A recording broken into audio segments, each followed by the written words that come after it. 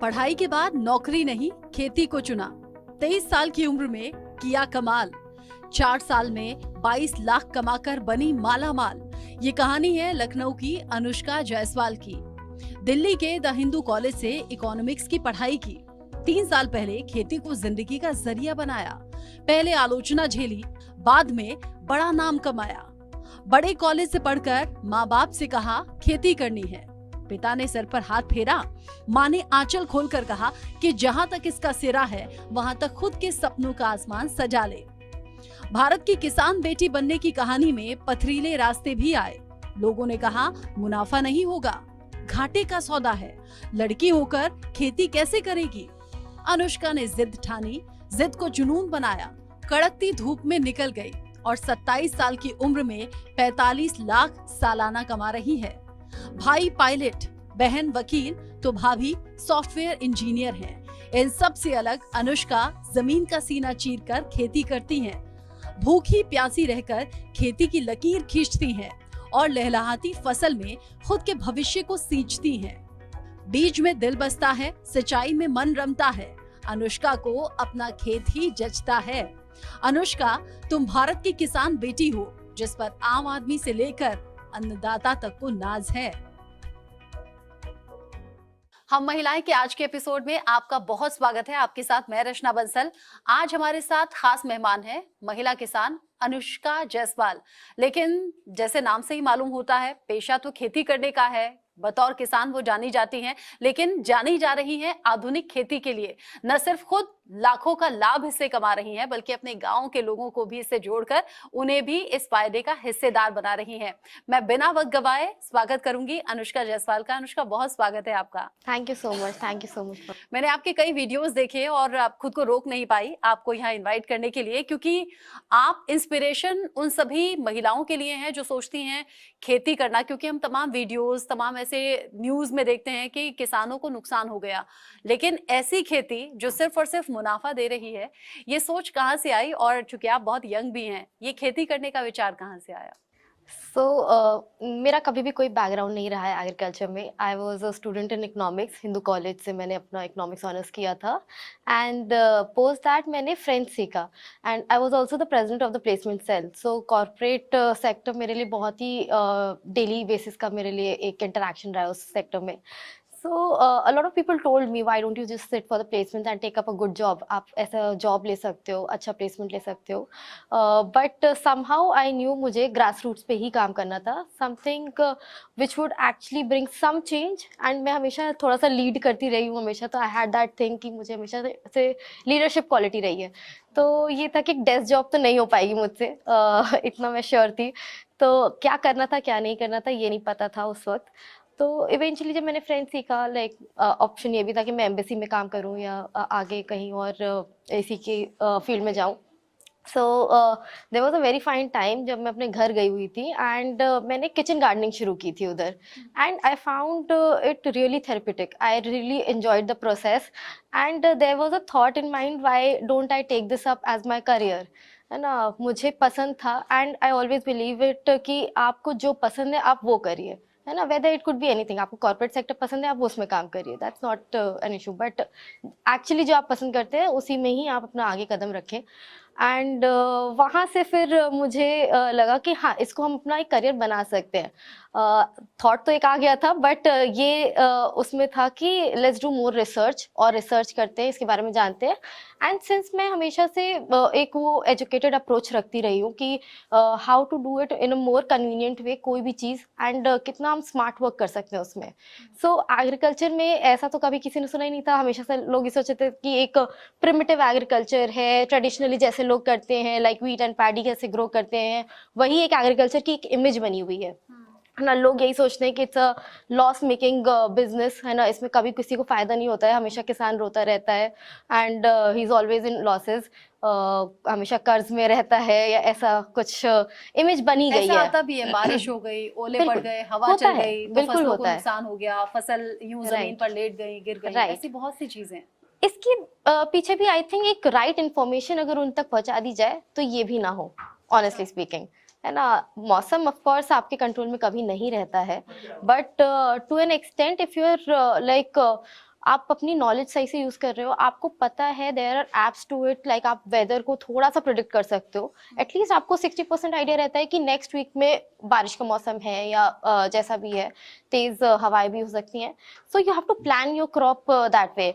ये जनरली तब होता है, sorry I am interrupting, but ऐसे इसलिए होता है जब लोगों की फसलें गिर जाती हैं, लोगों को पता नहीं होता है कि बारिश आने वाली है, एंड लोग उस टाइम अपने खेतों में इरिगेशन लाइक पानी लगा देते हैं, कहते हैं, है ना। एंड जब वो फील्ड को इरिगेट करते हैं, ऑलरेडी सॉइल बहुत लूज होती है, जैसे ही हवा चलेगी आपकी गिर जाएगी फसल। वही जिन्होंने नहीं लगाया होता है उनकी फसल बच जाती है, इट्स नॉट लाइक कि सबकी गिर जाती है, अच्छा, है ना। सो यू हैव टू, यानी आपको मौसम की जानकारी लेनी चाहिए, आप कोई भी फसल उगा रहे हो, है ना। सो आपको मौसम की जानकारी का एक आइडिया होना चाहिए। मैं ये नहीं कहती कि मौसम वही होगा, बट यू नो कि हाँ बारिश हल्की भी हो सकती है, तेज भी हो सकती है, so you have to be prepared for that, है ना। आई डू दैट, है ना। मैं हमेशा वेदर, मुझे लास्ट 2 साल के भी पैटर्न याद है वेदर के। सो इफ यू आस्क मी कि इस टाइम कैसा वेदर था, I have very well memorised it, I have noted it down, है ना। मैं हमेशा हमेशा अपना डेटा एक मेंटेन करके रखती हूँ कि this is how the weather is, मेरी मार्केट्स कैसे फ्लक्चुएट हो रही हैं, रेट्स कैसे फ्लक्चुएट हो रहे हैं monthly and on a daily basis as well, है ना। So I keep a track of it, so tracking is very important. अच्छा, मैं ये सारे आपसे सवाल करना चाहती थी, लेकिन चूंकि आपने मौसम की बात कह दी और आपने कहा थोड़ा सा जानकारी अगर हम जुटा लें, अगर मैं कुछ साल पहले कहती कि किसान कर सकते हैं तो मुश्किल लगता, लेकिन अब तो हम देख रहे हैं गांव देहात में भी हर हाथ में एक स्मार्टफोन होता है जिससे आप मौसम के बारे में जानकारी ले सकते हैं।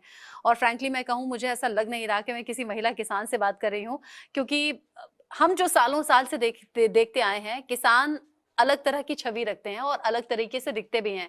अगर हम फॉरेन कंट्रीज में किसानों को छोड़ दें तो आप हाईटेक तरीके से और मौसम की जानकारी लेने के साथ खेती कर रही हैं, तो जाहिर सी बात है उसका फायदा आपको मिल रहा होगा। किन बातों का ध्यान रखना चाहिए? अभी आप कौन कौन सी फसल उगा रही हैं? सालाना इसमें कितना मुनाफा आप कमा रही हैं? कितने लोगों को जोड़ा है? ये सब कुछ दर्शक भी जानना चाहेंगे और मैं भी। So as I told you कि मैंने फ्रेंच किया, एंड देन उसके बाद मैंने ये हाईटेक एग्रीकल्चर में पढ़ाई शुरू की अपनी, है ना। आई केम अक्रॉस हाइड्रोपोनिक्स, है ना, protected cultivation, drip irrigation systems, है ना। So these are mostly Israeli techniques जो हम इंडिया में पहले से ले आए थे, but people are not very aware about it, है ना। अभी भी हमारा I think 80% of the agriculture is mostly paddy and wheat and all of that, है ना। ये सिर्फ 20% लोग ही कर रहे हैं, and those are doing it, उसमें भी कुछ सक्सेसफुल है कुछ नहीं है, but that is only because वो उनकी कैपेबिलिटी पे है कि आप कितना उसको सक्सेसफुल बनाना चाहते हैं। बहुत मेहनत है एग्रीकल्चर में, कोई डाउट ही नहीं उस चीज़ के बारे में मुझे, है ना। There was a time when I started this and it was मतलब कि 2021 था, एंड मेरा पहला project from 1 acre of poly house मैंने शुरू किया था। सो पॉली हाउस क्या है? It's a protected cultivation system, जहाँ पे हम अपने वेदर को थोड़ा और मिटिगेट शुरू कर करने लेते से हैं। पहले ये जानकारी कहाँ से ली थी और कितने वक्त तक जानकारी ली थी जिसके बाद ये खेती शुरू की? बेसिकली मैंने इसकी ट्रेनिंग ली थी, एक नोएडा में इंस्टीट्यूट है, प्राइवेट इंस्टीट्यूट है, वहाँ से मैंने शुरुआत के लिए अपनी ट्रेनिंग ली थी। मेरा कोई बैकग्राउंड नहीं था एग्रीकल्चर में, आई हैड नो लैंड, मेरे पास कोई एंसेस्ट्रल लैंड नहीं था। सो ऑफ कोर्स चैलेंजिंग बहुत था, एक नई स्टार्ट थी, रिस्क था, है ना, कि how will I go about it. बहुत क्वेश्चंस थे लोगों को कि ये कर भी पाएंगे कि नहीं कर पाएंगे, and being a girl I had faced that trust issues, है ना। लोग बोलते हैं ना कि ये लड़की करेगी कैसे।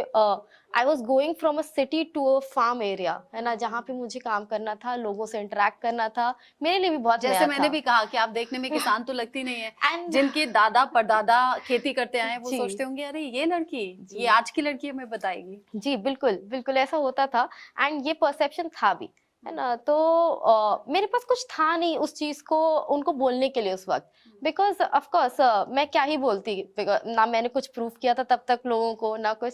So every day was just a challenge. I had this at the back of the mind कि हर दिन प्रूव करना है, हर दिन बेटर करना है पिछले दिन से, एंड कुछ गलती ना हो जाए, है ना। तो ये था कि कैसे वो ट्रस्ट बनाया जाए, है ना, लोगों में। तो and I did my work, मैंने बहुत ही अपने हार्ट एंड सोल से वो काम किया, है ना। आई मेड श्योर मेरे फार्म पे मोस्टली विमेन वर्कर्स हैं। आई थिंक पूरे फार्म में बस एक ही आदमी है, एंड बिकॉज थोड़ा बहुत आदमियों के काम होते हैं इसलिए हमने उनको रखा भी है शायद। अदरवाइज ऐसा क्यों कि ज्यादातर महिलाएं? It's not like I am bias towards women, ऐसा कुछ भी नहीं है. आई जस्ट फील कि जब प्लांट का एक काम आता है, एक प्लांट की इंट्रिकेसीज आती हैं, जब उसमें एक बारीक काम होता है, वो वुमेन बेटर करती हैं, नो डाउट. आई थिंक वो थोड़ा सा एक सॉफ्ट कॉर्नर जो होता है ना, we have that feminine side to us, so वो बहुत हेल्प करता है एक प्लांट में. And I always believe they are living beings, है ना, प्लांट्स लिविंग बींग्स हैं.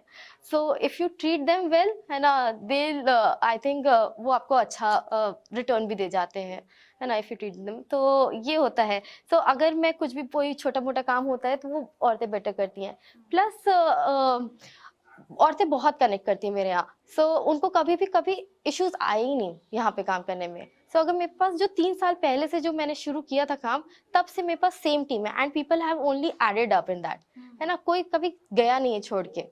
सो they are very comfortable in that atmosphere, they like working there and उनका एक स्किल डेवलपमेंट हो गया है ना. तो एक नया काम था, एक पॉली हाउस में काम करना, एक नए तरीके से काम करना. उन्होंने ये रेड येलो बेल पेपर्स या इंग्लिश कम्बर्स कभी देखा ही नहीं था, कभी देखा ही नहीं था कि ये कैसे काम होना है, इसमें होना कैसे है, like trellising, the pruning, all of it. So ये सब हम लोग ने धीरे धीरे उन्हें सिखाया है ना, उन्हें ट्रेन किया. And today I can proudly say that कि they are so well trained and so equipped with everything कि अगर मैं कहीं बाहर भी ट्रैवल कर रही हूँ, they will handle everything back there. I don't have to watch them इतना हर टाइम. एंड ना ही मेरे यहाँ कोई CCTV कैमराज हैं, या I trust them, है ना, we work on trust, है ना, they trust me and I trust them, है ना, मुझे पता है वो काम होगा, है ना. सो वही है ना, एक अपना काम समझ के काम करते हैं वो लोग, है ना. अच्छा अनुष्का, कितने साल हो गए हैं आपको ये खेती के फील्ड में आए हुए? और उसी सवाल से हम शुरू करेंगे जिसमें आप बता रही थी 1 एकड़ से आपने शुरुआत की जी. सी इट वाज इन 2021 जब मेरा प्रोजेक्ट पहली बार अप्रूव होके एंड मेरा पॉली हाउस लग गया था. सो मैंने अपनी गवर्नमेंट में फाइल डाली थी. we have certain subsidy programs by the government in protected cultivation. तो अगर कोई भी करना चाहे तो उनको एक सब्सिडी मिलती है and it's a good amount of subsidy. State wise ये सब्सिडीज होती हैं. सो जब मेरा प्रोजेक्ट पास हो गया, गवर्नमेंट अप्रूव्ड इट एंड मैंने कंस्ट्रक्ट, तो मेरा पहला क्रॉप वही मैं ये बोलूँगी मेरा इंग्लिश क्यूकम्बर था. एंड एक ट्रेडिशनल सिस्टम में अगर हम देखते हैं, लोग 1 एकड़ ऑफ लैंड से हमेशा 8 to 10 टन्स, बहुत ज़्यादा मैं कह रही हूँ, 8 to 10 tons is a lot of produce, है ना, निकाल लेते हैं. But we attain 50 tons of production from 1 एकड़ of land. So almost 5 times हमारा प्रोडक्शन हो गया था. सो दिस और कैसे हो पाया? It's just see, of course it's a process, है ना. आपका ग्रोइंग टेक्निक्स होता है, आपकी टाइमिंग होती है, तो मैनेजमेंट होता है, उसमें काफ़ी चीज़ें हो जाती हैं. तो या you have to work for it, है ना. मुझे लगता है कि अगर आप डेडिकेटेडली काम करेंगे आपको रिटर्न मिलेगा. एंड लोग जो बोलते हैं कि लॉस हो जाते हैं, ये हो जाते हैं, ऐसा नहीं है. अभी लोग ये भी बोलेंगे कि प्रोटेक्टेड कल्टीवेशन है इसलिए लॉस नहीं हुआ, ऐसा नहीं है. आई एम डूइंग लाइक, मैंने उसके बाद अपना ओपन में भी शुरू किया, बट ओपन में भी I made sure that I am using the right techniques. मैंने उसमें भी ड्रिप इरिगेशन लगाया, आई यूज्ड मल्चिंग, मैं क्रॉप कवर यूज करती हूँ उसमें, है ना. तो इट्स नॉट लाइक कि मैं लो बजट फार्मिंग के उसमें भी नहीं कर रही हूँ. So this could be a model for our future, मतलब कि हमारे जो फार्मर्स रहेंगे and who have very small land holdings. The idea is कि आपके पास अगर छोटा लैंड है, so you have to maximise your production and quality in it, है ना. आप अपना प्रोडक्शन अगर उसको अच्छा कर देंगे तो आपको लॉस नहीं होगा उसमें, है ना. प्रॉफिट ऊपर नीचे हो सकता है, आई एम नॉट सेइंग कि मार्केट फ्लक्चुएट नहीं करेंगी, बट आपको लॉस नहीं होगा. द प्रॉब्लम इज कि इंडिया में बहुत सारे स्मॉल एंड मार्जिनल फार्मर्स हैं, है ना. अगर वो व्हीट एंड पैडी करते रहेंगे ना सिर्फ, तो उनको कभी प्रॉफिट नहीं हो पाएगा, कभी they'll not be able to earn well, है ना. I don't doubt that. So ये सोच बदलनी है. Like farmers in Punjab and Haryana, I think they have huge land holdings, है ना. उधर लॉस नहीं होता इसकी वजह से क्योंकि उनके पास बहुत लैंड है, तो at the and they make good amount of it, है ना. बट यही चीज स्मॉल फार्मर्स के साथ नहीं अच्छा, है. 1 एकड़ से शुरू होके आज जी, कितना लैंड है आज जहाँ पर खेती हो रही है? मैं 6 एकर्स में काम कर रही हूँ. अच्छा. एंड इट्स नॉट लाइक कि मुझे एंसेस्ट्रल लैंड, मैंने बताया मेरे पास कोई एंसेस्ट्रल लैंड नहीं थी. We are doing it, we are leasing out lands and we are cultivating it, है ना. हम वी ऑल्सो मेक श्योर कि हम अपने सॉइल में जैसे हम उनसे उतना ले रहे हैं, तो वी मेक श्योर कि हम उसमें उतना एड ऑन भी करें. सो वी कीप कंपोस्टिंग, हम सोलराइजेशन करते हैं, हम नेचुरली अपनी सॉइल को ट्रीट करते हैं and we give rest to our soil as well. So they are take, तभी आपका प्रोडक्शन कभी भी आगे जाके कम नहीं होगा, है ना. You have to maintain that quality of your soil as well, है ना. तो there was this initiative save soil. Of course you have to save your soil, है ना. अगर आप सॉइल ही नहीं होगी तो आपका कैसे आगे जाके फूड अपनी फूड नीड्स मीट करेंगे. तो आप कितना भी हाइड्रोपोनिक्स इज थोड़ा सा एक्सपेंसिव वेंचर हो जाता है. Not everyone can resort to that, है ना. हर कोई हाइड्रोपोनिक्स नहीं कर सकता. So we have to make sure कि हम अपनी सॉइल को अच्छे से ट्रीट भी करें. सो वो भी जरूरी 6 है. एकड़ में अभी कितने लोग साथ में हैं, और लोग मैं क्यों कहूँ, महिलाएं ही, चूंकि महिलाएं सामने हैं, 99% एक्चुअली होता महिलाएं है। Around 20 to 25 women are working there. 20 से 25 महिलाओं में जी 6 जी एकड़ जी, में काम हो जाता है बहुत आराम से हो जाता है. And of course there are daily wages also. कभी कभी ऐसे भी आते हैं whenever there is a like बहुत काम हो रहा है तो डेली वेजेस भी होते हैं and they come and work there. And वही मैं कहती हूँ कि उनसे बेटर कोई काम नहीं कर सकता. इनफैक्ट फार्मिंग में I think 54% of the workforce is into farming, you know, in agriculture and its allied sector, most of them being women. So they have been like and आप देखेंगे नॉर्थ ईस्ट देखेंगे, उत्तराखंड देखेंगे, आदमियों से ज्यादा औरतें वहाँ पे एक्टिव हैं. They have been working in the fields more than the men. तो वो है चीज, बिकॉज वो अपना घर भी मैनेज कर रही हैं. वो सुबह उठती हैं, अपना खाना बनाती हैं, लेके आती हैं, then they work in the fields and then they go back and then again work. So that's the amount of dedication they have, है ना. They're not only supporting their family, their livelihoods, है ना, and वो उनके लिए भी एक proud वो होता है कि they are earning well here.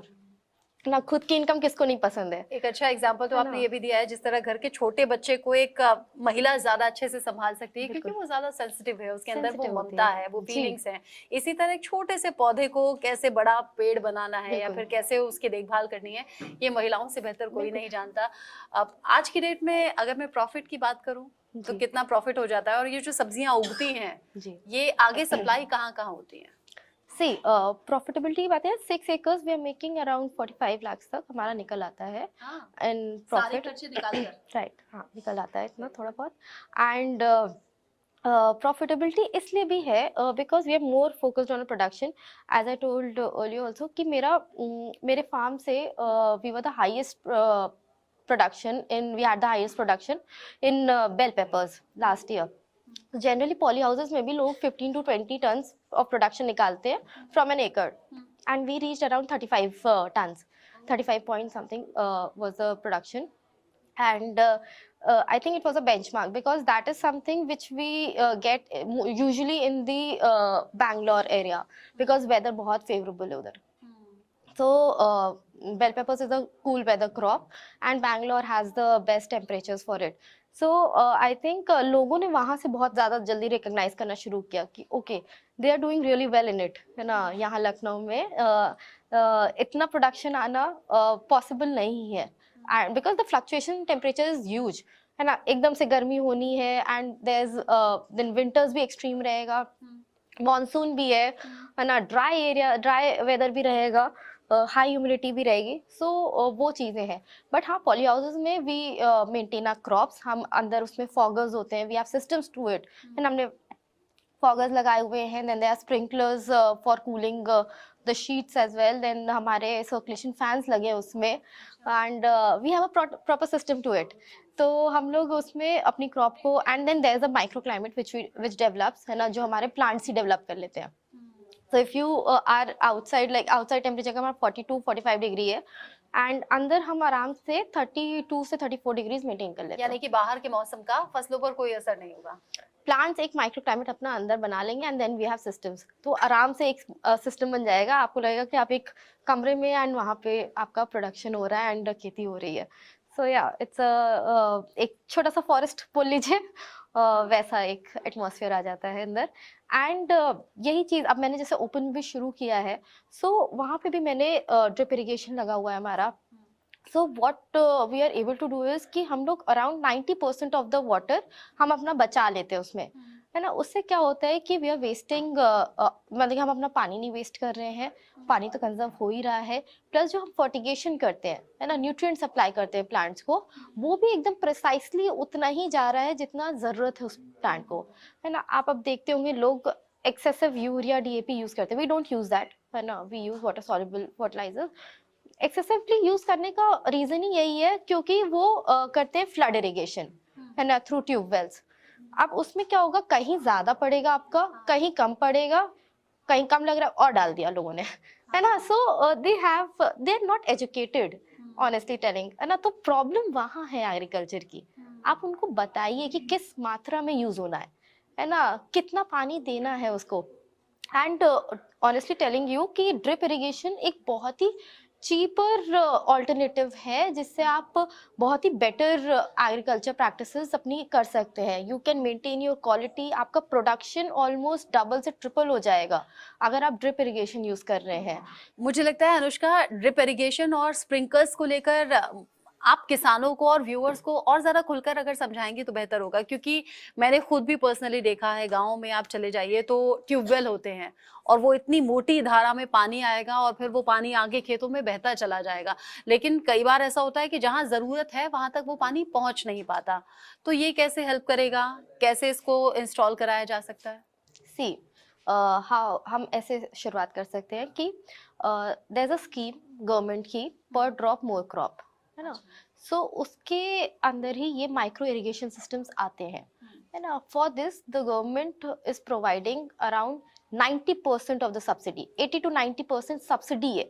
सो अगर आपका सिस्टम 1 लाख रुपए का लग रहा है तो उसमें से सिर्फ फार्मर शेयर जो है वो 10,000 का है ना। So it's very less. And उसके बाद आपका ये ड्रिप इरिगेशन जो आपकी पाइपलाइंस होती हैं वो आपकी इसकी शेल्फ लाइफ ही आपके अराउंड 10 to 12 ईयर्स है ना। तो आप ये मानिए कि वो कॉस्ट कुछ भी नहीं है, it's an investment that you are making.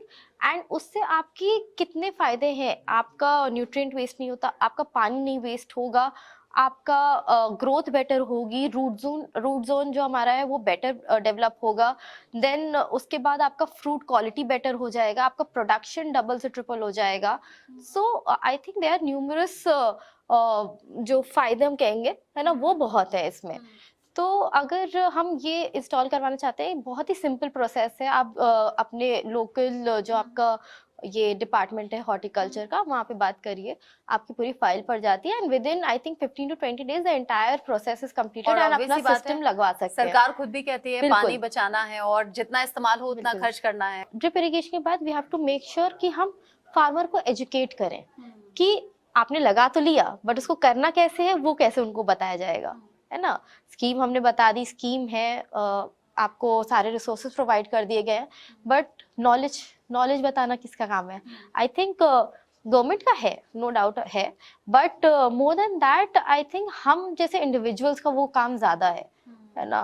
अगर हम वो रिस्पॉन्सिबिलिटी नहीं लेंगे being educated, then what's the use of our education if it's not adding any value to our society ना। तो अगर ये हम नहीं सोच बदलेंगे, हम नहीं जाएंगे, हम नहीं बताएंगे उन्हें, तो उन्हें कौन सिखाएगा? वो लगा लेंगे, वो कहेंगे बहुत ही वेस्ट था ये तो, है ना, इससे हमें तो कुछ फायदा नहीं हुआ। एंड में यही हो जाएगा कि बेकार स्कीम है, जो कि है नहीं, है ना। तो वो राइट नॉलेज, कौन सी क्रॉप किस टाइम प्लान करना है, उस क्रॉप को कैसे करना है ना, उसमें क्या क्या न्यूट्रिशन जाना है, किस टाइम पे जाना है, ये सब नॉलेज देना जरूरी है। अच्छा, हम तो इस पे हमें वर्क करना है। में आपको हमने बुला लिया कि भाई हमें बताइए, हमारे व्यूअर्स को बताइए। वो जो आसपास गांव में काम करने वाले किसान हैं वो तो बहुत आते होंगे, मुझे लगता है कि बाकी गांव से या जिलों से भी लोग आते होंगे आपसे पूछने के लिए। I think every second day और समटाइम्स तो हर दिन ही, है ना, ऐसा हो गया है कि लोग आते हैं, देखते हैं कि मैम आपके बारे में सुना था, अभी देखना है। एंड इवन जो लोकल विलेजेस हैं वो रुक के फार्म पे देखते हैं कि अच्छा क्या हो रहा है, ये तो एकदम अलग है, ये तो देखा ही नहीं है अभी तक। So there was a time I think I felt really happy about it. मुझे एक बार एक लोकल फार्मर है, उसने बोला था 2 साल बाद, उसने कहा कि दीदी आप जो करते हो आप हमें भी सिखाओ, है ना, हम भी ऐसे कुछ डिफरेंट करना चाह रहे हैं, हम भी इसमें कुछ अलग करना चाह रहे हैं, आप बताओ हम करेंगे। And I felt so happy, I was like कि चलो किसी का तो माइंडसेट चेंज हुआ, कोई तो अब सोच रहा है कि नहीं इसके अलावा हम कुछ करना चाहते हैं। तो वो बहुत वो एक जो थॉट आया ना उनके, वही मुझे लगता है कि चलो थॉट तो आ गया अब, है ना, तो वो हिम्मत भी आएगी करने की अब, है ना, तो वो माइंडसेट चेंज होना बड़ा ज़रूरी है। एंड इनफैक्ट मैं खुद ही अब ट्रेनिंग ऐसे खुद ही शुरू करने वाली हूँ कि मैं खुद ट्रेन कर सकूँ टाइमली, वीकली, ऐसे जब भी मुझे वक्त मिले मैं एक ट्रेनिंग सेशन रखूँ अबाउट डिफरेंट क्रॉप, इसमें क्रॉप की ट्रेनिंग देना कि कैसे उस क्रॉप को करना है, वो ज़रूरी है। लोग अभी तक, मैंने वो स्ट्रगल फेस किया है जब मैंने शुरुआत की थी, है ना, कि कोई मुझे सही नॉलेज दे दे उस चीज़ की, and people don't help really, मैंने वो भी फील किया, है ना, not everyone helps, the right knowledge नहीं मिलती है ना, ऊपर ऊपर से दे देंगे but not the right knowledge, तो वो ज़रूरी है, वो मैं अपने तरफ से वो शायद करना चाहूँगी आगे, एंड मैं उसके लिए थोड़ा सा काम भी कर रही हूँ so that we go in to that direction. Anushka, आपकी बात सुनकर मेरा मन कर रहा है कि मैं आपको किसान नहीं, मैं कहूँ आधुनिक किसान, क्योंकि आधुनिक खेती आप कर रही हैं और उसी के लिए जानी जा रही हैं। और बिल्कुल मैं चाहूंगी, क्योंकि मैं भी फार्मर फैमिली से हूँ, बैकग्राउंड मैंने भी देखा है कि कैसे किसान स्ट्रगल करते हैं, और आप जो मिसाल पेश कर रही हैं, ऐसे ही बहुत से किसानों को मोटिवेट कीजिए, उन्हें सिखाइए, उन्हें अपने साथ आगे बढ़ाइए। ये हमारी वेल विशेज आपके साथ में है। यूं तो शो का नाम है हम महिलाएं, और एंड में मैं हर मेहमान से कहती हूँ, भाई महिलाओं के लिए आप कोई खास मैसेज देंगे क्या? लेकिन आज मैं कहूंगी हमारे सभी व्यूअर्स के लिए और स्पेशली किसानों के लिए, महिला किसानों के लिए आपका मैसेज क्या होगा? मेरा यही मैसेज होगा कि if you are willing to do it, अगर आप में ज़रा सा भी एक वो है कि नहीं कोशिश कर सकते हैं इसमें करने की, है ना, कितने सारे लोग हैं, कितनी सारी मदर्स हैं जो टेरेस पे अपना ग्रोइंग करना चाहती है, करती भी हैं, मैं देखती भी हूँ लोगों को कि चलो एक एक टमाटर भी आता है तो वो खुश हो जाती हैं कि अरे वाह मैंने इतना निकाल लिया है ना, तो I have been through that, and I think अगर वो ज़रा सा भी थॉट आ रहा है कि हाँ आगे हम इसमें बढ़ना चाहते हैं या किसी भी फील्ड में, है ना, नॉट से एग्रीकल्चर ओनली, तो ज़रूर वो एक लीप ऑफ फेथ जो कहते हैं ना वो लीजिए, है ना, मेरे पास भी कोई बैकग्राउंड नहीं था ना, कुछ खेती थी पुरानी, है ना, मैंने भी वो लिया एंड मैं आगे बढ़ी, and I think everyone can do that, I genuinely believe कि विमेन बहुत अच्छा करती हैं एंड वो कर ले जाती ही है ना, तो वो मुझे कभी भी डाउट नहीं होता कि वो कभी अपने आप को प्रूफ नहीं कर पाती, हमेशा they have been better in every field, so या of course, so take that leap of faith, मैं बस यही मानती हूँ, है ना, आप उसमें काम करिए and it will be all ठान गुड। लेंगी तो कर लेंगी। और बिल्कुल। जैसा अनुष्का जायसवाल कर रही हैं, लोगों के लिए एग्जाम्पल पेश कर रही हैं, ऐसे ही आप बहुत से लोगों को अपने साथ जोड़ती चली जाएं। मैं तो यही कहूंगी, महिलाओं को ऐसे ही ज्यादा जोड़ती चली जाएं और उनके लिए इंस्पिरेशन का काम करें। अनुष्का, आप आई, अपने अपने एक्सपीरियंस हमारे दर्शकों के साथ साझा किए, और हम इस उम्मीद के साथ इस शो में आपका धन्यवाद करते हैं कि आपसे बहुत से किसान सीख लेंगे और अपनी खेती को बेहतर करेंगे, मुनाफा कमाएंगे। श्योर। बहुत शुक्रिया आपका। Thank you so much.